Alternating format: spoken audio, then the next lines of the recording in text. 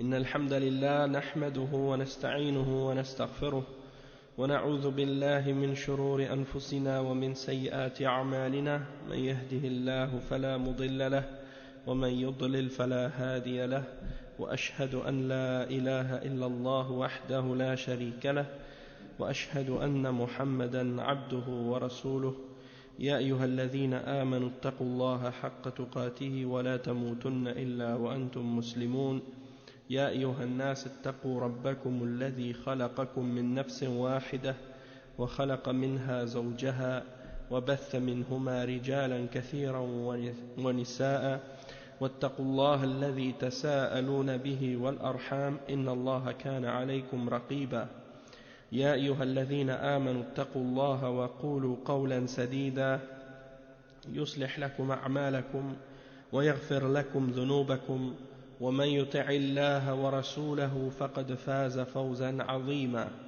أما بعد إن خير الكلام كلام الله وخير الهدي هدي محمد صلى الله عليه وسلم وإن شر الأمور محدثاتها وكل محدثة بدعة وكل بدعة ضلالة وكل ضلالة في النار أما بعد. Donc on commence aujourd'hui le cours numéro 87 dans le livre Kitab al-Kaba'ir du Cheikh Mohammed ibn Abdul Wahhab rahimahullah, avec les explications de Cheikh Salih al-Fawzan. Parce que hier il y a un frère qui m'a dit que hier il y a un frère qui me disait qu'il n'y avait pas de son, et là je voulais vérifier pour voir si ça fonctionnait. Ça fonctionne, la radio fonctionne, donc alhamdulillah. Le chapitre qu'on va faire aujourd'hui, c'est Babu Shafaqati ala Ra'iyya.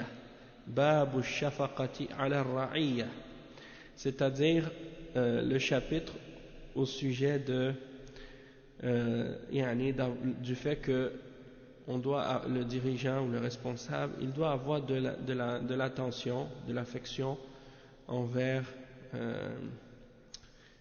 ceux qui sont sous sa responsabilité en fait. Et en fait, des fois les gens vont employer le terme citoyen pour désigner ceux qui habitent dans un pays musulman, qui sont sous la responsabilité du dirigeant musulman. Mais le terme citoyen, ça implique toute une notion qui est contraire à la notion islamique de la société, puis de la relation entre le dirigeant puis le dirigé. Et c'est pour cette raison que j'aime pas employer le terme citoyen, parce que islamiquement c'est pas correct, hein? Et donc le citoyen, ça renvoie à la notion de démocratie, puis on sait que la démocratie c'est un système basé sur l'injustice et l'ignorance. Donc l'islam rejette ce genre de système, et c'est pour cette raison que je n'aime pas employer ce terme. Donc je préfère employer la population, ou bien les sujets, ou bien les dirigés. Je ne sais pas comment utiliser, quel terme, le meilleur terme à employer, mais bon, l'important c'est qu'on comprenne, Inch'Allah, donc de quoi on parle. D'accord? Donc celui qui est dirigeant, ou celui qui est responsable, qui a un poste ou qui a une fonction de responsabilité et d'autorité sur les autres, eh bien il doit avoir de la douceur, et en même temps se sentir concerné par l'état de ceux qui sont sous sa responsabilité, et de vouloir leur bien, de penser à leur bien, et ainsi de suite. On va mentionner des exemples. Qu'est-ce que le Cheikh Mohammed ibn Abdul Wahhab a dit à ce sujet-là? Et il dit وقول الله تعالى واخفض جناحك للمؤمنين واخفض جناحك للمؤمنين. Et l'autre verset qu'il cite, c'est وقوله فبما رحمة من الله لنت لهم. Donc le premier verset qu'il a cité, c'est dans Surat Al-Hijr, Et c'est le verset 88 dans Surat Al-Hijr. Et c'est le verset dans lequel Allah subhanahu wa ta'ala dit وَاخْفِضْ جَنَاحَكَ لِلْمُؤْمِنِينَ. Et c'est un ordre qui est donné au prophète sallallahu alayhi wa sallam, qui signifie et abaisse ton aile pour les croyants. Et abaisse ton aile pour les croyants. Yani, sois modeste et bienveillant envers eux, dans ce sens-là. وَاخْفِضْ جَنَاحَكَ لِلْمُؤْمِنِينَ. Et l'autre verset, c'est le verset 159 dans Surat Al-Imran. Dans ce verset-là, Allah subhanahu wa ta'ala, il dit ce qui signifie فَبِمَا رَحْمَةٍ مِّنَ اللَّهِ لِنْتَ لَهُمْ. C'est-à-dire, c'est par quelque miséricorde de la part d'Allah que tu as été doux envers eux. D'accord? Donc si tu as été doux envers eux, c'est par la miséricorde d'Allah subhanahu wa ta'ala. Donc c'est pour dire que le prophète sallallahu alayhi wa sallam, il était doux envers les croyants. Ok? Donc ça démontre que celui qui est responsable des musulmans, il doit avoir cette douceur et cette attitude envers les croyants. ولمسلم عن عائشة رضي الله عنها مرفوعا اللهم من ولي من أمر أمتي شيئا فشق عليهم فاشقق عليه ومن ولي من أمر أمتي شيئا فرفق بهم فارفق به. نعم. Donc ça c'est un hadith qui est rapporté par Muslim selon Aïcha radiyallahu anha, dans lequel le prophète sallallahu alayhi wa sallam fait une invocation.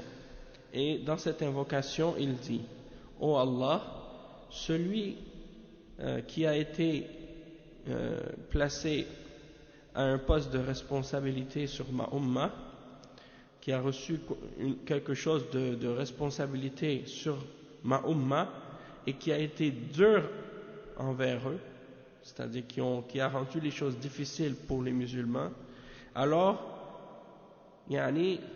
fait que les choses rend les choses difficiles pour lui. Et celui qui a été responsable des affaires de ma umma et qui a été doux envers les musulmans, alors, ou bien envers ma umma, alors soit doux envers lui. Donc le prophète sallallahu alayhi wa sallam, il demande à Allah: oh Allah, celui qui a été doux envers ma umma, soit doux envers lui. Celui qui a été dur envers ma umma, soit dur envers lui. Il a rendu les choses les affaires des musulmans difficiles, rend les choses difficiles pour lui. C'est-à-dire, agit avec lui comme il a agi avec les musulmans. Et donc ça c'est un dua très important et très bénéfique aussi. Et c'est ce qu'on demande à nous aussi. On devrait toujours faire cette invocation-là, en particulier dans les temps actuels, dans les pays non musulmans. Même on a des fois des situations où les musulmans subissent toutes sortes de mauvais traitements et des situations difficiles. Et on demande à Allah subhanahu wa ta'ala qu'il facilite les choses pour les musulmans, et que ceux qui rendent les choses difficiles pour les musulmans ou bien qui leur donnent des problèmes, alors que Allah leur rende les choses difficiles à eux aussi.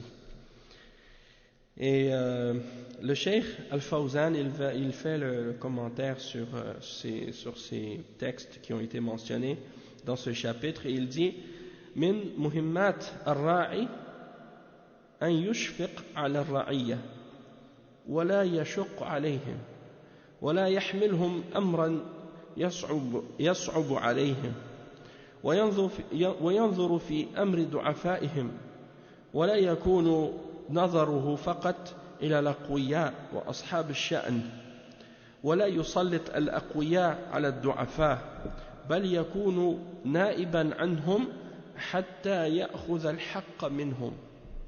Donc le cheikh explique que parmi les tâches de celui qui est responsable des musulmans, c'est qu'il soit doux envers ceux qui sont sous sa charge et sous sa responsabilité, et qu'il ne devrait pas être dur envers eux et rendre les choses difficiles pour eux, ou leur faire porter des choses qui sont trop lourdes et trop difficiles pour eux.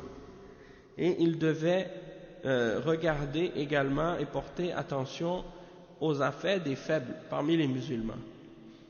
Et ne pas uniquement avoir un regard porté sur les forts et sur les gens importants. Et ils ne devraient pas non plus laisser les forts et les puissants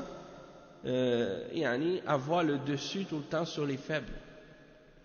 Mais il devait être un représentant pour les faibles, pour que les faibles puissent prendre leurs droits lorsqu'ils sont opprimés ou brimés dans leurs droits.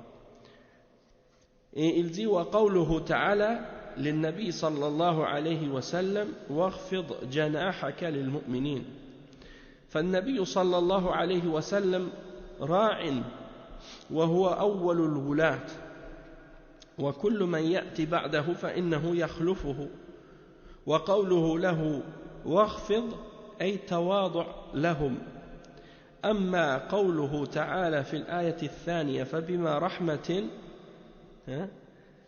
فالباء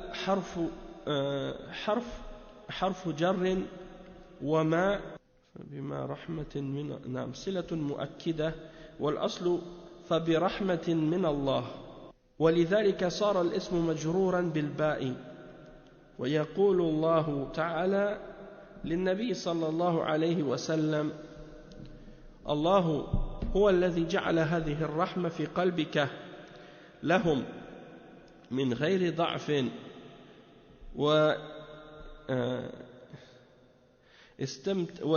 واستمعت لكلامهم ومعنى هذا أن لينه لهم ما كان إلا برحمة من الله ولذلك لا بد للولاة بعد النبي صلى الله عليه وسلم أن يتأسوا به في ذلك. Donc le cheikh il explique que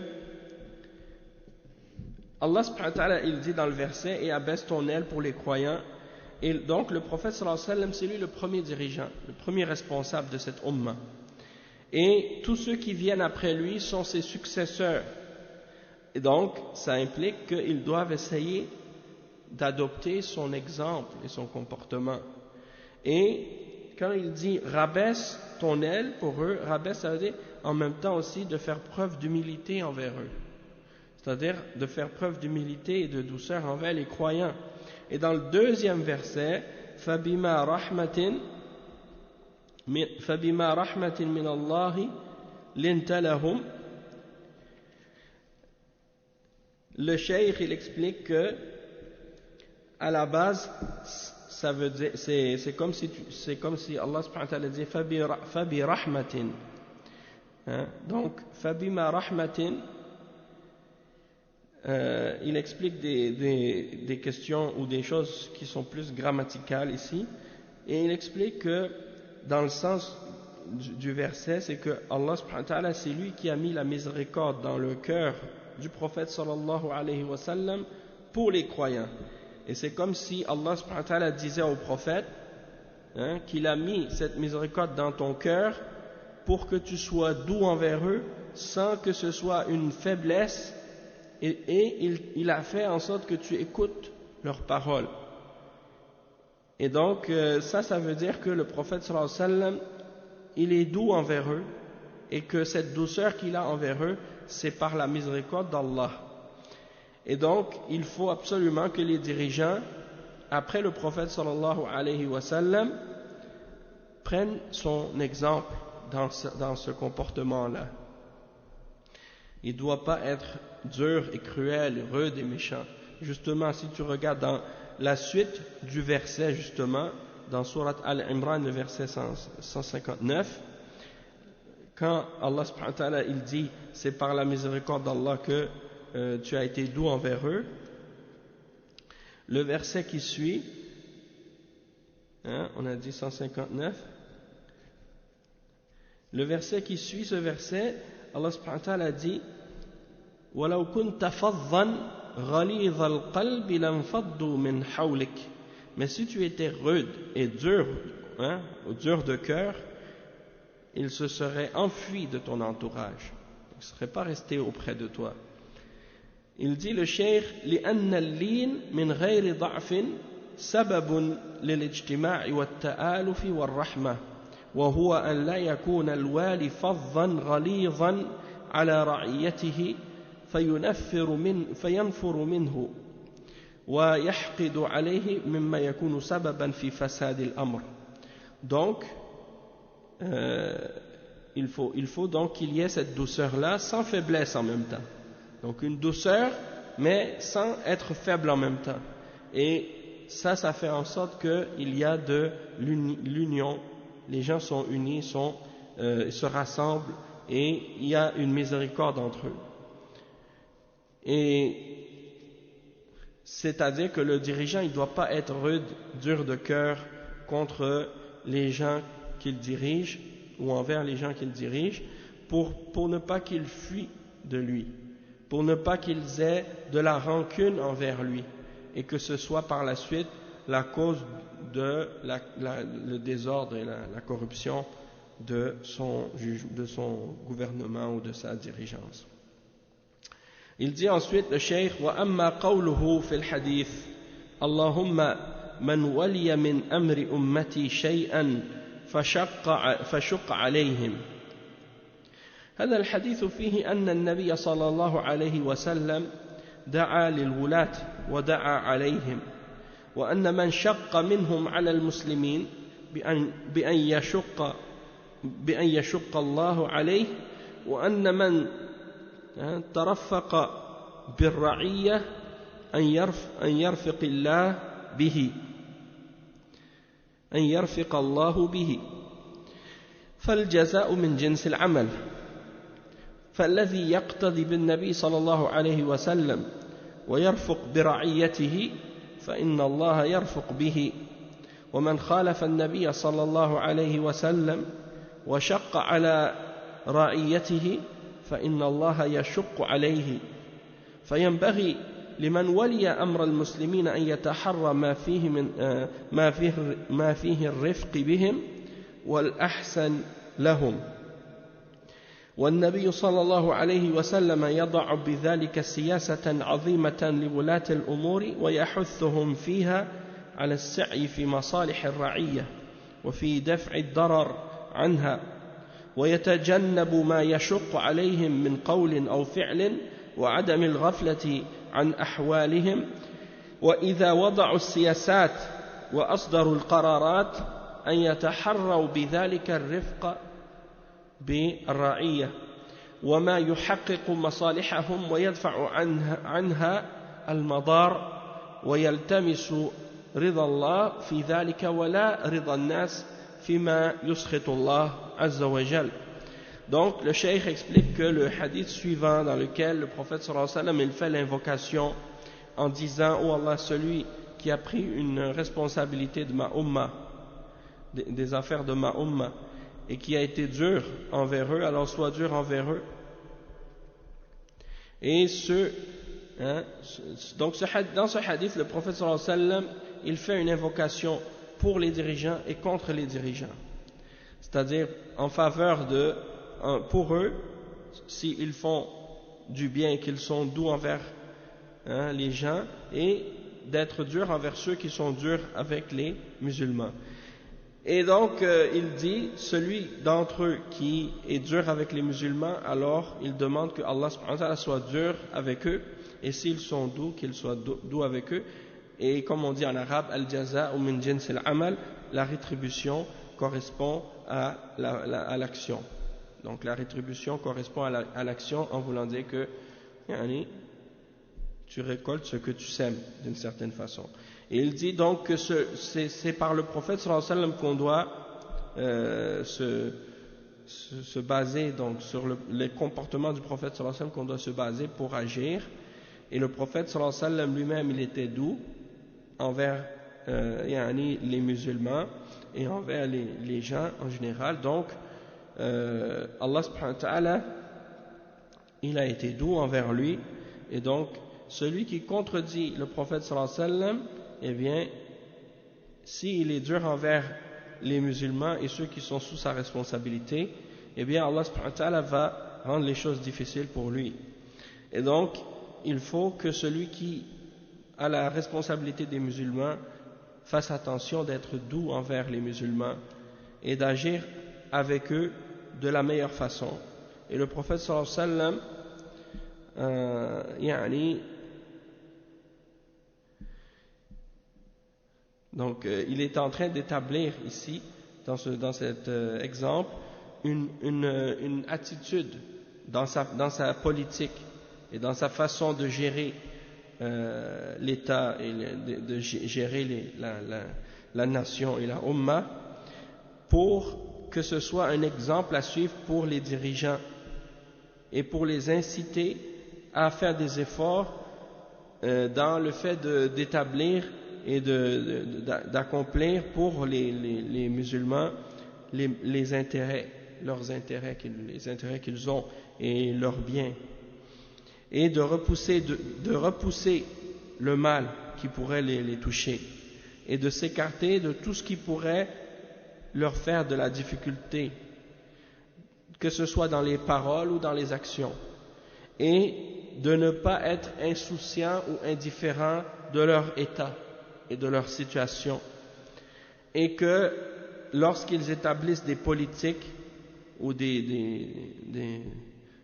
lorsqu'ils établissent des politiques ou qu'ils prennent des décisions sur le plan de la gestion des affaires des musulmans et ainsi de suite, qu'ils doivent faire leur effort pour le faire avec la douceur de rester toujours doux envers leur population, et d'employer avec la population la douceur qu'ils méritent, et d'être doux envers eux, et de regarder également à établir des politiques et des décisions qui vont faire en sorte qu'ils vont réaliser les meilleurs intérêts des musulmans et repousser les choses qui peuvent être nuisibles pour eux, et en cherchant dans cela l'agrément d'Allah et non l'agrément des gens dans ce que Allah déteste. D'accord? Donc ça c'est le chapitre. On a terminé donc de résumer l'explication de ce chapitre. On passe maintenant au chapitre suivant, et c'est le chapitre qui s'intitule Bab al-Ihtijab dun al-Ra'iyya. Bab al-Ihtijab dun al-Ra'iyya. Qu'est-ce que ça veut dire? Al-Ihtijab, ça vient du terme hijab, hajaba, ça veut dire de mettre un voile, de mettre un rideau, de mettre un voile ou une barrière. C'est-à-dire que le dirigeant, il ne doit pas mettre de barrière entre lui et la population ou les musulmans, les gens qui sont sous sa responsabilité. Il doit être accessible. Il doit être accessible à leurs demandes, à leurs plaintes, à leurs besoins. Et le cheikh, il dit وعن أبي مريم الأزدي رضي الله عنه أنه قال لمعاوية سمعت رسول الله صلى الله عليه وسلم يقول من ولاه الله شيئا من أمور المسلمين فاحتجب دون حاجتهم وخلتهم وفقرهم احتجب الله دون حاجته وخلته وفقره يوم القيامة فجعل معاوية رجلا على حوائج الناس. رواه أبو داود والترمذي. وللترمذي عن عمرو بن مرة الجهني نحوه وصححه الحاكم. On voit la grande miséricorde de l'islam dans ce genre d'enseignement du prophète sallallahu alayhi wa sallam, qui montre la grandeur de cette religion et la perfection, comment Allah subhanahu wa ta'ala a légiféré les choses dans cette religion qu'il a révélée à son messager. Et donc il rapporte ici un hadith qui est rapporté selon Abu Daoud et At-Tirmidhi, selon Abu Maryam al-Azdi, que le messager selon Abu Maryam al-Azdi radiyallahu anhu, qu'il a dit à Muawiyah radiyallahu anhu, qui était à une époque le khalifa de la Ummah, hein. Après Ali radiyallahu anhu, après Ali, il y a eu Al-Hassan, le fils de Ali, il a été khalifa, et Al-Hassan radiyallahu anhu, il a lui-même, disons, laissé le pouvoir à Muawiyah pour éteindre les conflits et la fitna qu'il y avait à son époque. Donc il a donné le pouvoir à Muawiyah, et la dirigeance et le gouvernement de Muawiyah après a été rempli de bénédictions et rempli de biens. Il a accompli des grandes choses pour la Ummah et pour l'islam à son époque. Donc ça a été vraiment une période bénie, et il avait une très bonne façon de gérer, et c'était un très bon dirigeant, Muawiyah radiyallahu anhu. Il dit, Abu Maryam, il dit à Muawiyah radiyallahu anhu, Sami'tu Rasulallah, j'ai entendu le messager d'Allah sallallahu alayhi wa sallam qui disait, celui à qui Allah subhanahu wa ta'ala a donné une responsabilité des affaires des musulmans et qui s'est voilé des gens, hein, et de leurs besoins et de leur pauvreté et ainsi de suite. Donc Allah va se voiler de lui, de ses besoins et de sa pauvreté au jour de la résurrection. Hein? Et il dit, donc Muawiyah radiyallahu anhu, c'est ça, Allah subhanahu wa ta'ala au jour de la résurrection, il va se voiler de lui comme lui il s'était voilé déjà, et de leurs besoins et de leur pauvreté et ainsi de suite. Alors Muawiyah radiyallahu anhu, quand il a entendu ça, qu'est-ce qu'il a fait? Il a désigné une personne pour venir, c'est-à-dire il a désigné quelqu'un qui va accueillir les demandes des gens et qui va être son représentant pour que si des gens par exemple ont un besoin ou ont une plainte ou quelque chose, qu'ils peuvent venir à cet homme-là pour lui faire part de leurs besoins, et il le transmet au khalifa par la suite, à Muawiyah radiyallahu anhu. Et il dit وَلِلتِّرْمِذِي عن عمرو بن مرة الجهني نحوه وصححه الحاكم. Donc il dit que la même chose a été rapportée par Al-Tirmidhi selon Amr ibn Murra al-Juhani, et il est authentifié par Al-Hakim. Ensuite, le Cheikh Al-Fawzan, il explique ce hadith. Il dit مما يجب على الوالي أن يستقبل شكاوى الرعية مباشرة وأن لا يسد بابه دونهم فيستمع إلى شكواهم وطلباتهم كما كان يفعل ذلك النبي صلى الله عليه وسلم والخلفاء من بعده، حيث إنهم كانوا لا يمنعون الناس من الوصول إليهم، فإن احتجب الوالي بأن يجعل بينه وبينهم حاجب فإن الله يحتجب عنه يوم القيامة لأن الجزاء من جنس العمل. Donc ce hadith-là, le cheikh il explique, il dit que parmi les choses qui sont obligatoires pour le dirigeant, c'est qu'il accepte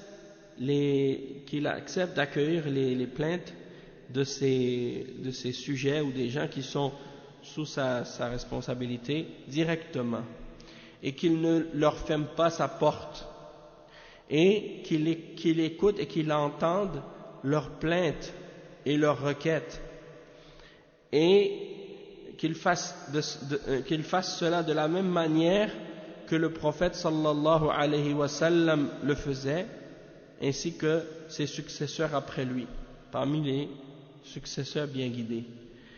Du fait que les sahaba et les khulafa, ils n'empêchaient personne de venir vers eux pour leur demander ou pour faire une plainte quelconque.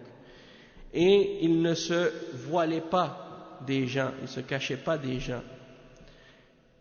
il ne mettait pas entre eux et les gens une barrière quelconque pour les empêcher de venir. Et il dit que parce que Allah subhanahu wa ta'ala, il va mettre une barrière au jour de la résurrection, entre lui et ceux qui ont agi de cette façon-là. Ceux qui se sont voilés des gens, Allah subhanahu wa ta'ala va se voiler d'eux au jour de la résurrection, et ça c'est pour les rétribuer à cause de leurs actions. Comment ils ont agi avec les gens, Allah va agir de cette manière-là avec eux aussi. Il dit ensuite, وفي الحديث أن أبا مريم بلغ معاوية قول النبي صلى الله عليه وسلم من ولاه الله شيئا من أمر المسلمين فاحتجب دون حاجتهم نصحا له ففيه أن ولي الأمر يجب أن تبذل له النصيحة من قبل أهل العلم والرأي والمشورة. فهذا الرجل ينصح معاوية بأن النبي صلى الله عليه وسلم أمر بأن لا يحتجب الوالي أو لا يحتجب الوالي عن الرعية، والأصل في النصيحة للولاة أن تكون مباشرة فيخاطب بها ويكتب له بها كما كتبت عائشة رضي الله عنها لمعاوية رضي الله عنه بحديث من التمس رضا الله بسخط الناس رضي الله عنه وأرضى عنه الناس ومن التمس رضا الناس بسخط الله سخط الله عليه وأسخط عليه الناس. Donc le cheikh il explique que dans ce hadith on voit qu'Abu Maryam il transmet à Muawiyah radiyallahu anhu la parole du prophète Mohammed sallallahu alayhi wa sallam à ce sujet, et il lui dit: celui à qui Allah a donné la responsabilité des affaires des musulmans et qui se voile des gens et de leurs besoins et de leur pauvreté, eh bien Allah subhanahu wa ta'ala va faire la même chose avec eux au jour de la résurrection. Et Abu Maryam il dit ça à Muawiyah pour lui donner la nasiha, pour lui donner le bon conseil et pour lui faire connaître son point de vue sur ces questions-là en se basant sur la sunna. Et ça c'est la preuve que les ulama de l'islam ils doivent donner aux dirigeants le bon conseil et ils doivent les consulter sur les questions de la religion et leur donner le bon conseil. Ça c'est une de leurs responsabilités.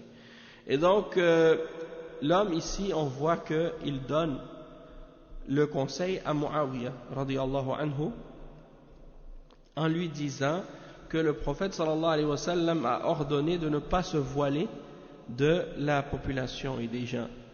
Et la base donc pour la nasiha envers le dirigeant, c'est qu'elle doit être faite directe, qu'on doit lui adresser la nasiha en personne, directement, pas comme les khawarij, qu'est-ce qu'ils font de parler en public contre le dirigeant, ou de faire la nasiha au dirigeant en public, ou bien dans une lettre ouverte dans les journaux. Ça se fait pas dans l'islam, c'est pas comme ça.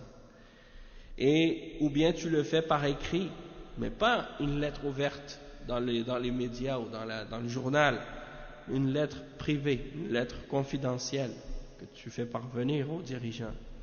Comme Aïcha radiyallahu anha, elle avait écrit à Muawiyah radiyallahu anhu wa anha, elle lui avait écrit un hadith dans lequel elle mentionne que le prophète sallallahu alayhi wa sallam a dit: celui qui cherche l'agrément d'Allah dans la colère des gens, Allah va être satisfait de lui, et il va faire en sorte que les gens soient satisfaits de lui également. C'est-à-dire que si toi tu veux faire quelque chose et tu sais que les gens sont pas contents de cette chose-là, mais que Allah sera satisfait de toi, dans ce cas-là, si tu le fais, eh bien Allah sera satisfait et il va faire en sorte que les gens soient satisfaits, hein, de toi aussi. Tandis que si tu cherches l'agrément des gens, c'est-à-dire tu cherches à satisfaire les gens dans ce qui amène la colère d'Allah, eh bien le résultat, ça va être que Allah subhanahu wa ta'ala va être en colère contre toi et que il va faire en sorte que Allah va faire que les gens seront en colère contre toi par la suite. Et donc ça c'était un exemple de nasiha aussi. Ensuite le cheikh il dit que فالصحابي بلغ معاوية رضي الله عنه ما ورد عن رسول الله صلى الله عليه وسلم من خطورة الاحتجاب دون خلة الرعية بفتح الخاء أي حاجتهم، يعني الخلة يعني الحاجة، فإن فعل فإن الجزاء من جنس العمل.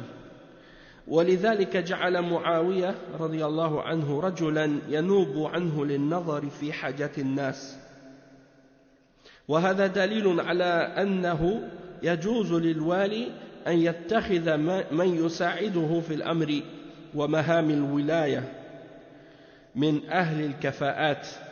وقلنا إن النصيحة للوالي تكون معه مباشرة أو بواسطة، ولا تكون باغتيابه في المجالس وذكر معايبه كما يفعل يفعل دعاة الفتنة. Donc le cheikh il dit, il explique le cheikh que le sahabi donc Abu Maryam il a transmis à Muawiyah radiyallahu anhu ce que le prophète sallallahu alayhi wa sallam avait dit du danger de se voiler des gens et de leurs besoins, et que celui qui agit de cette manière, Allah allait le traiter de la même manière au jour de la résurrection. Et c'est pour ça que Muawiyah radiyallahu anhu il a désigné quelqu'un pour le remplacer ou pour le représenter, pour regarder dans les besoins des gens. C'est la preuve qu'il est permis pour le dirigeant de désigner quelqu'un pour l'aider dans les choses importantes de la gouvernance parmi les gens qui ont les compétences pour le faire, parce que c'est évident que le dirigeant ne peut pas tout faire tout seul, il a besoin de gens pour l'aider dans son travail, hein? Et c'est pour ça que les dirigeants, ils ont des ministres, ils ont des fonctionnaires, ils ont des gens qui l'aident à faire son travail et remplir sa responsabilité. Donc il ne peut pas tout faire tout seul, ça c'est normal.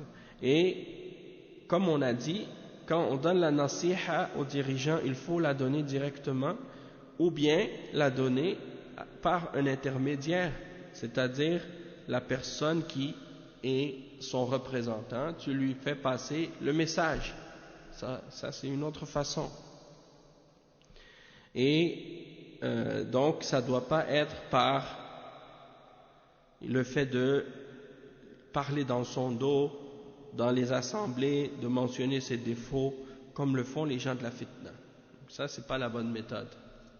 Et c'est pas permis, islamiquement, d'agir comme ça. Et c'est ça, malheureusement, que font les frères musulmans et les autres groupes semblables qui adoptent ce principe ou cette méthode, qui est la méthode des Khawarij et des gens de bid'a, de critiquer les dirigeants pour créer de la fitna. De même que les Rafida aussi, les Shia, Rafida, c'est leur façon aussi. Et tous ceux qui sont en général sur la bid'a, ils ont ça en commun. Et ils font plus de mal que de bien. Il n'y a pas de doute que qu'est-ce qu'ils font, c'est du désordre et de la fitna. Et donc c'est ça. Puis c'est pour dire, Yani, que c'est possible que le dirigeant il désigne quelqu'un ou une institution ou quelque chose qui se concentre sur ça, d'accueillir les gens, d'entendre leurs plaintes, de voir ce qu'ils veulent, hein, de voir comment on peut les aider et ainsi de suite. Donc on voit que la gestion dans l'islam de ces questions-là, ça a été enseigné par le prophète sallallahu alayhi wa sallam, et que dans cette religion il y a de la justice, il y a de la miséricorde, il y a de la compassion, il y a de la douceur envers les gens. C'est pas l'image que les gens veulent donner à l'islam et l'image que les gens veulent donner au gouvernement musulman, hein, au gouvernement islamique, que c'est un gouvernement de dureté, de terreur, de rudesse, de cruauté, comme on voit l'exemple dans les médias avec Daesh. Et qu'est-ce qu'ils font, hein? Couper des têtes et tuer des gens, c'est-à-dire ils font des choses atroces et ils donnent à l'islam une mauvaise image, hein? Et donc les médias profitent de ça pour salir l'islam et les musulmans, alors que l'islam c'est pas cette image-là en réalité. D'accord? Et donc j'ai déjà vu des images de, par exemple, le roi de l'Arabie Saoudite à l'époque qui accueillait, hein, les gens chez lui pour entendre leurs plaintes, entendre leurs requêtes, écouter leurs propos, qu'est-ce qu'ils avaient à dire. Et je pense qu'il y avait même un jour durant la semaine où les gens étaient invités à venir puis s'adresser directement au roi en personne pour lui faire part de leurs besoins ou de leurs demandes ou de leurs requêtes et ainsi de suite. Donc ça fait partie des responsabilités du dirigeant musulman, d'accord? Et donc ça c'est une bonne attitude. Tandis que tu vois dans les pays il y a des kuffars et tout, ils parlent de démocratie et tout. Les gens qui sont au pouvoir dans les pays occidentaux, le seul moment où tu peux aller les voir et ils vont t'accueillir, c'est lorsqu'il y a une campagne électorale, et même là encore c'est pas facile. Puis après les élections, quand ils sont au pouvoir, essaie d'aller les rencontrer. C'est pas vraiment quelque chose de possible.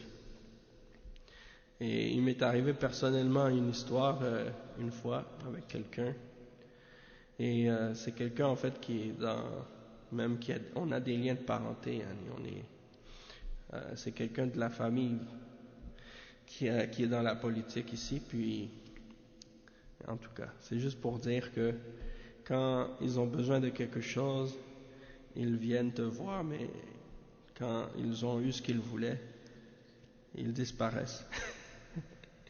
Allah al-Musta'an. Donc c'est pour dire, des fois les images sont des trompeuses. C'est triste, mais c'est la réalité. Le cheikh il dit Bab al-Muhaba fil wilaya. Bab al-Muhaba fil wilaya.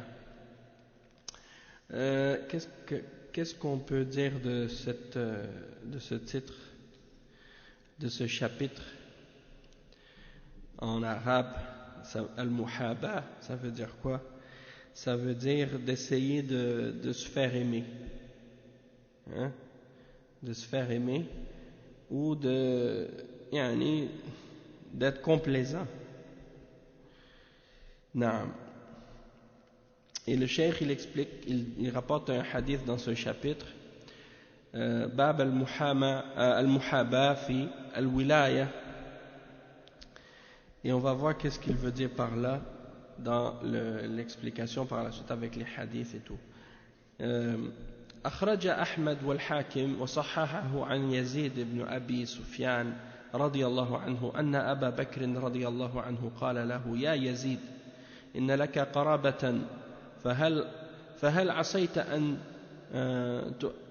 تؤثرهم بالإمارة وذلك أكثر ما أخاف عليك بعدما قال رسول الله صلى الله عليه وسلم من ولي من أمر المسلمين شيئا فأمر أحدا محاباة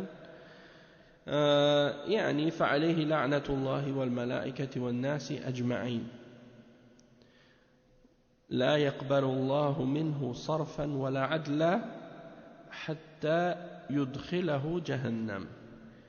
وللحاكم وصححه عن ابن عباس مرفوعا من استعمل رجلا على عصابة وفيهم من هو أرضى لله منه فقد خان الله ورسوله والمؤمنين. Donc le cheikh ici il rapporte deux hadiths dans ce chapitre.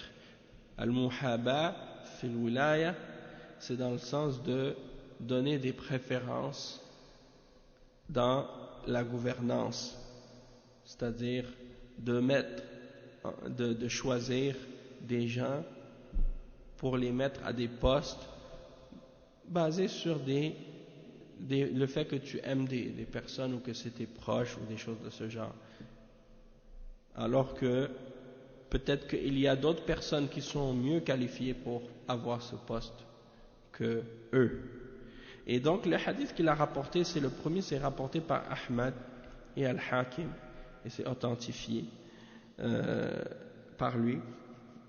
Et Yazid, c'est le fils de Abi Sufyan, Yazid ibn Abi Sufyan. Et en fait, je pense que Yazid, c'est même le fils de Muawiyah. C'est donc Yazid ibn Muawiyah ibn Abi Sufyan. Naam, radiyallahu. Je ne sais pas si c'est Yazid ibn Abi Sufyan ou Yazid ibn Muawiyah ibn Abi Sufyan. Mais moi je pense que c'est ibn Muawiyah, parce que je sais que Muawiyah avait un fils qui s'appelait Yazid. Mais il dit ici radiyallahu anhu, et Yazid n'était pas un sahabi, donc Allahu a'lam. Il dit que Abu Bakr radiyallahu anhu lui a dit: ô Yazid, tu as un lien de parenté, tu as une proximité, tu es proche de quelqu'un. Alors peut-être que tu vas préférer leur donner la dirigeance ou quelque chose de la dirigeance, un poste ou une fonction. Et ça, c'est ce que je crains le plus pour toi. Après que le messager d'Allah sallallahu alayhi wa sallam a dit: celui qui a une responsabilité sur les affaires des musulmans, puis qui choisit quelqu'un par amour ou bien par préférence, alors il aura sur lui la malédiction d'Allah, des anges et de tous les hommes, et Allah n'acceptera rien de lui jusqu'à ce qu'il entre en enfer. Donc ça c'est le hadith en question. Je vais juste vérifier quelque chose. L'autre hadith, le deuxième, c'est il dit وصححه وللحاكم وصححه عن ابن عباس مرفوعا من استعمل رجلا على عصابة وفيهم من هو أرضى لله منه فقد خان الله ورسوله والمؤمنين. Ça veut dire quoi? Ça veut dire que Al-Hakim il a rapporté un autre hadith selon Abdullah ibn Abbas et il l'a authentifié. Et il dit que le prophète sallallahu alayhi wa sallam a dit: celui qui emploie un homme pour remplir une fonction dans l'État ou dans le gouvernement ou dans quelque chose qui a rapport avec une responsabilité pour les musulmans, mais qu'il le fait en se basant sur le fait qu'il a un lien peut-être avec la personne, alors qu'il y a quelqu'un que Allah aime plus ou qui est plus agréé d'Allah subhanahu wa ta'ala que lui, alors dans ce cas-là il a trahi Allah et son messager et les croyants. C'est ça le hadith. Et le cheikh il explique, Cheikh Al-Fawzan, ces deux hadiths-là. Il dit: مما يجب على ولي الأمر أيضا أن يعين على الأعمال من هو أهل لها من الذين يقومون بها وبأعبائها على الوجه المطلوب فلا يحابي بها صديقا أو قريبا فالولاية أمانة. قال الله تعالى قال الله كما قال عز وجل إن الله يأمركم أن تؤدوا الأمانات إلى أهلها أي أن تسندوا الأمور إلى من يقوم بها على الوجه المطلوب. Donc le cheikh, qu'est-ce qu'il explique ici? C'est un principe, c'est clair, c'est que il est obligatoire pour le musulman, le dirigeant musulman, de désigner pour faire un poste de responsabilité celui qui est apte et qualifié et compétent pour le faire. Parmi ceux qui vont le faire de la manière qui est exigée d'eux. Et il ne doit pas préférer un ami ou un proche pour ce genre de poste ou pour ce genre de fonction alors qu'il n'est pas apte. Tu dis, bon, si tu es le dirigeant, bon, si moi je suis le dirigeant puis j'ai un ami ou un proche, je dis, ah bon, je vais choisir lui pour faire ce travail, ou je vais choisir mon proche pour faire ce travail, et il n'est pas apte à le faire. S'il est mon proche et qu'il est apte à le faire, il n'y a pas de mal que je le choisisse pour le faire. Mais le problème, si je le choisis uniquement de façon par favoritisme, parce que c'est mon proche et parce que c'est mon ami, donc viens, toi tu vas être responsable de telle chose, tu vas être ministre, tu vas être ci, tu vas être ça, alors qu'il n'a pas les compétences, il n'est pas qualifié, il n'a rien pour le faire. Alors là, dans ce cas-là, c'est pas correct. Pourquoi? Parce que le cheikh il dit falwilayatu amana, c'est une responsabilité, c'est un dépôt. Et Allah subhanahu wa ta'ala, il va te questionner là-dessus au jour de la résurrection. Et il mentionne le verset 58 de Surat An-Nisa dans lequel Allah subhanahu wa ta'ala dit, et Allah subhanahu wa ta'ala certes vous ordonne de rendre les dépôts à leurs ayants droit, à qui ces droits-là reviennent. Donc, c'est-à-dire de rendre, de donner, de mettre comme responsable des affaires musulmans, des affaires des musulmans, quelqu'un qui va faire ce travail-là de la meilleure façon. Donc si tu es le dirigeant des musulmans et que tu as besoin d'un ministre ou d'un fonctionnaire ou de quelqu'un qui va faire le travail pour s'occuper d'une des affaires qui concernent les musulmans, eh bien tu dois chercher la personne qui va faire ce travail-là le mieux possible. Pas de prendre n'importe qui. Peut-être que tu vas prendre quelqu'un dont tu dis, ah, mon fils, il va être un bon ministre pour faire tel travail, ou il va être un bon fonctionnaire pour tel poste, mais en réalité, il n'a pas les qualités nécessaires pour le faire, il n'est pas honnête, ou il n'est pas responsable, et puis il va faire plus de mal que de bien dans ce poste-là. Donc le mets pas, tu vas mettre quelqu'un d'autre, c'est mieux. Si quelqu'un qui est qualifié, c'est mieux que de mettre quelqu'un de ta famille qui va pas faire bien les choses. Le cheikh dit فالوظائف التي تحت نظر ولي الأمر أمانات ويجب عليه أن يضع على كل ولاية في من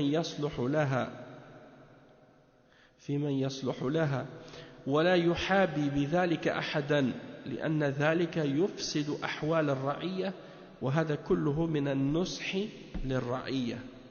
Donc le cheikh dit les postes et les fonctions qui sont sous l'observation et le regard du responsable et du dirigeant musulman, tout ça, ça rentre dans les dépôts et dans les responsabilités, dans les amanat.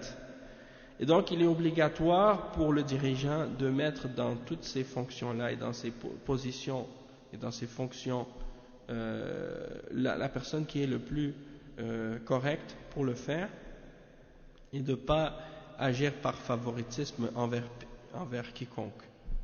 De ne pas regarder par favoritisme. Peut-être que quelqu'un c'est ton meilleur ami. Toi tu es le dirigeant, quelqu'un c'est ton meilleur ami, mais tu sais que si tu le mets dans un poste de responsabilité, il va faire n'importe quoi. Donc tu le mets pas, hein? Et là peut-être s'il te dit mais écoute, je suis ton ami, mais moi, hein, mets-moi à ce poste, donne-moi cette responsabilité, laisse-moi faire quelque chose. Tu lui dis non, hein, tu peux pas faire ce travail-là toi, t'es pas apte à le faire comme il faut parce que, hein, comme le prophète sallallahu alayhi wa sallam, qu'est-ce qu'on a lu dans le hadith hier, qu'est-ce qu'il a dit à Abu Dhar? Abu Dhar, il lui a dit donne-moi, hein, laisse-moi faire un poste, un travail de responsabilité pour toi.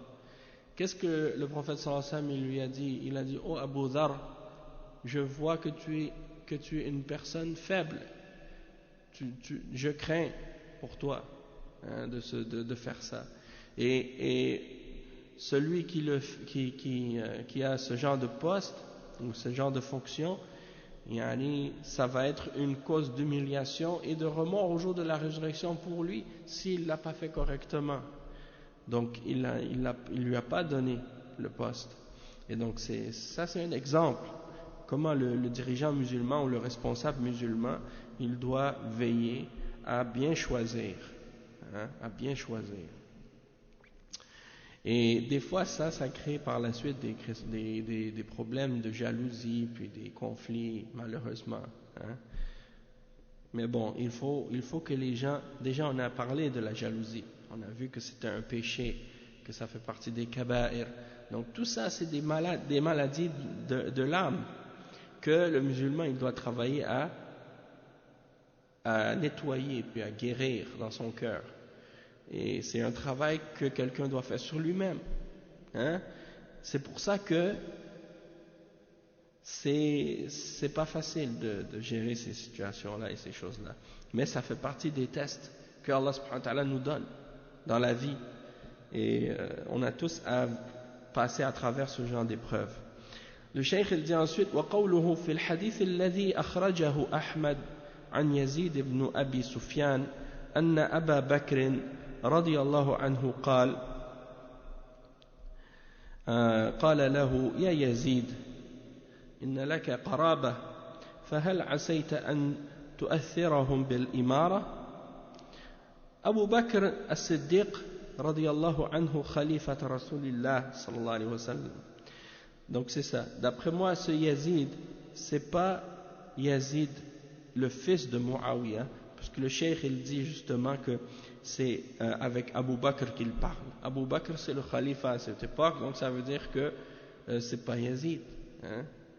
C'est pas Yazid le fils de Muawiyah, c'est Yazid le frère de Muawiyah, ok, comme il le mentionne. Donc il dit le cheikh قوله في الحديث الذي أخرجه أحمد عن يزيد بن أبي سفيان أن أبا بكر رضي الله عنه قال له يا يزيد إن لك قرابة فهل عسيت أن تؤثرهم بالإمارة. أبو بكر الصديق رضي الله عنه خليفة رسول الله صلى الله عليه وسلم ووزيره وصاحبه فها هو يوصي يزيد بن أبي سفيان أخا معاوية وقد ولاه على الشام واستمر واليا عليها إلى أن توفي فتولى بعد ذلك معاوية وكان يزيد رجلا فاضلا عادلا ساس الولاية سياسة حسنة فأبو بكر رضي الله عنه حذره من أن يولي قرابته محابة لهم وأخبره أن النبي صلى الله عليه وسلم قد حذر من ذلك وأخبر أن الله لا يقبل منهم صرف يعني الفريضة ولا عدلا أي النافلة وأن عليه لعنة الله والملائكة والناس أجمعين وأن عليه لعنة الله والملائكة والناس أجمعين وأن الله سيدخله جهنم. فهذه أنواع من الوعيد تجعل ولي الأمر يتقي الله ويحذر من تولية القرابة محبة لهم وترك الأكفاء. Donc le cheikh il dit que dans le hadith qui est rapporté par Ahmed selon Yazid ibn Abi Sufyan, que Abu Bakr radiallahu anhu lui a dit: oh Yazid, tu as des liens de parenté, tu as des proches, et fais attention de ne pas leur donner du favoritisme dans la gouvernance. Et Abu Bakr radiallahu anhu, qui est le successeur du prophète sallallahu alayhi wa sallam, et son ministre et son compagnon, et le voilà qu'il donne un conseil à Yazid, le fils de Abu Sufyan, le frère de Muawiyah, et c'est à lui qu'il avait donné la gestion et la gouvernance de la Palestine, la région de Ash-Sham, la Syrie, la Palestine. Donc Abu Bakr, il avait mis comme régent, comme gestionnaire, comme gouverneur là-bas ce sahabi Yazid, le fils de Abu Sufyan. Et pourquoi vous pensez que Abu Sufyan et Muawiyah et Yazid radiyallahu anhum ont été des bons dirigeants? Parce que déjà même avant l'islam, ils faisaient partie des familles des dirigeants de Quraysh. Donc ils ont de l'expérience dans ça, et ils ont la connaissance de la manière dont comment on doit gérer l'État et gérer les choses. Ils ont de l'expérience là-dedans. C'est toujours plus facile à quelqu'un qui connaît la gouvernance, qui a de l'expérience, dont la famille fait partie justement des dirigeants. C'est beaucoup plus facile pour lui de gérer que quelqu'un qui est étranger à ça. Donc, le prophète sallallahu alayhi wa sallam, il tenait toujours compte de ces choses-là. Et quand il arrivait quelque part, s'il prenait par exemple une ville ou un village ou une ville ou une contrée, et qu'il y avait un dirigeant qui était déjà là, sur place, il ne le remplaçait pas par un autre. Il le laissait lui au pouvoir, et il le mettait comme son responsable. Pourquoi? Parce qu'il n'y a personne de mieux pour le gérer que lui, puisqu'il a l'expérience, il a la connaissance. Donc, c'est ça ce qui est ici on voit l'exemple de ça. Et même le prophète sallallahu alayhi wa sallam, il a dit: Al-a'immatu min Quraysh, les dirigeants sont de Quraysh. C'est-à-dire que ça, c'était même l'argument qu'ils ont mentionné après la mort du prophète sallallahu alayhi wa sallam pour choisir comme khalifa Abu Bakr radiyallahu anhu, parce que les Ansar voulaient choisir un dirigeant de par eux-mêmes, parmi les Ansar. Et même que je me rappelle d'avoir lu que certains avaient même suggéré une fois de vous, une fois de nous, c'est-à-dire un dirigeant de vous, puis après c'est notre tour. Et Abu Bakr radiyallahu anhu a mentionné le hadith du prophète sallallahu alayhi wa sallam qui dit: Al-a'immatu min Quraysh, les dirigeants doivent être de Quraysh. Donc, c'est-à-dire que si on a le choix entre deux dirigeants et qu'il y en a un qui est de Quraysh et l'autre qui n'est pas de Quraysh, on donne précédence à celui qui est de Quraysh sur celui qui ne l'est pas. D'accord? Donc, c'est pour dire pourquoi. Parce qu'ils ont plus d'expérience dans ce domaine-là que les autres. Ils étaient la tribu qui gouvernait parmi les Arabes, la Mecque. Donc, il dit ensuite qu'il a été donc le responsable de la Syrie pendant le khilafat de Abu Bakr, et il est resté comme ça jusqu'à la mort d'Abu Bakr. Il a été responsable et dirigeant de la Syrie jusqu'à la mort d'Abu Bakr. Et Abu Bakr radiyallahu anhu a été satisfait de lui. Après lui, ça a été son frère Muawiyah qui a pris sa place. Et il dit que Yazid était un homme de mérite et un homme juste. Et il dirigeait d'une bonne façon. hein, c'était un bon dirigeant. Et Abu Bakr radiyallahu anhu l'a averti par contre, hein, de ne pas choisir des gens par favoritisme à cause de ses liens de parenté ou des choses de ce genre. Et il lui a donné l'information que le prophète sallallahu alayhi wa sallam avait averti contre ça, et il lui a dit que Allah subhanahu wa ta'ala n'accepterait de celui qui fait ça aucune action, la sarfa wa la adla.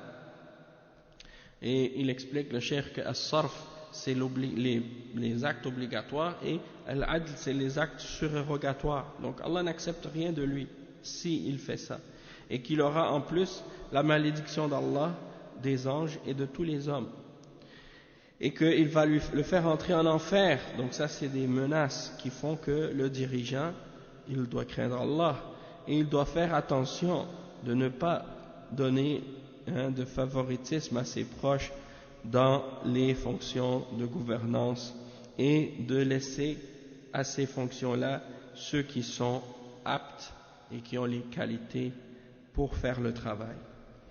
Après, le cheikh il dit وقوله في حديث ابن عباس من استعمل رجلا على عصابة هذا تحذير لمن ولى رجلا على جماعة من الناس ولو كانت ولاية صغيرة وفيهم من هو أصلح منه للولاية فقد خان الله ورسوله فالواجب على ولي الأمر أن يولي الأصلح للمناصب مهما أمكن ذلك أي الأمثل فالأمثل في كل زمان بحسبه.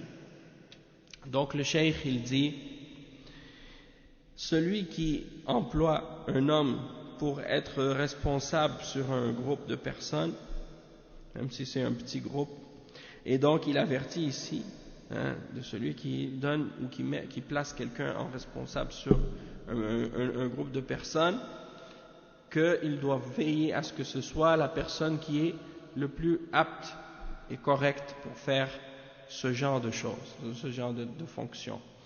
Et que s'il ne prend pas la meilleure personne possible, eh bien, c'est-à-dire qu'il ne fait pas son effort, son possible pour trouver quelqu'un qui est bien, eh bien, c'est comme s'il aurait trahi Allah et son messager. Donc l'obligation pour le dirigeant, c'est de mettre dans des postes de ce genre les meilleures personnes possibles. Et de prendre le meilleur possible, et à chaque époque selon le besoin. Donc ça c'est donc la fin de ce chapitre. On va s'arrêter ici pour le cours d'aujourd'hui, puis on continuera la semaine prochaine, Inch'Allah. Le prochain chapitre s'intitule Babun al-Jawru fi al-Dhulmi wa Khatar al-Wilaya, c'est-à-dire qu'est-ce qui a été rapporté sur l'injustice et le danger de la gouvernance. Donc être un dirigeant, c'est pas quelque chose qui est facile, et c'est pas quelque chose que quelqu'un devrait souhaiter, de devenir un dirigeant, parce qu'il y a un danger là-dedans. C'est une grosse épreuve, une dure responsabilité, et donc c'est quelque chose qui devrait pas être quelque chose que quelqu'un souhaite. Ok, c'est quelqu'un que à l'époque des salafs, si on lui suggérait ou on lui proposait d'être dirigeant ou d'être responsable ou d'être un gouverneur ou quelque chose, il refusait, il ne voulait pas, parce qu'il savait qu'il y a dans ça une fitna, une épreuve difficile, et que ce n'était pas quelque chose de souhaitable. Donc c'est pour dire comment c'est important de comprendre ce point-là. C'est pas comme aujourd'hui, on dirait que c'est comme un genre de spectacle. On dirait que c'est comme si la personne elle veut devenir une vedette, elle veut se présenter pour être le chef d'État, puis Allah al-Musta'an, c'est grave.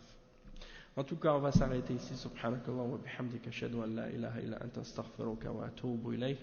Wa sallallahu wa sallam ala nabiyyina Muhammad wa ala alihi wa sahbihi ajma'in. Wassalamu alaykum wa rahmatullahi wa barakatuh. Donc, je sais pas, je pense pas qu'on a le temps de faire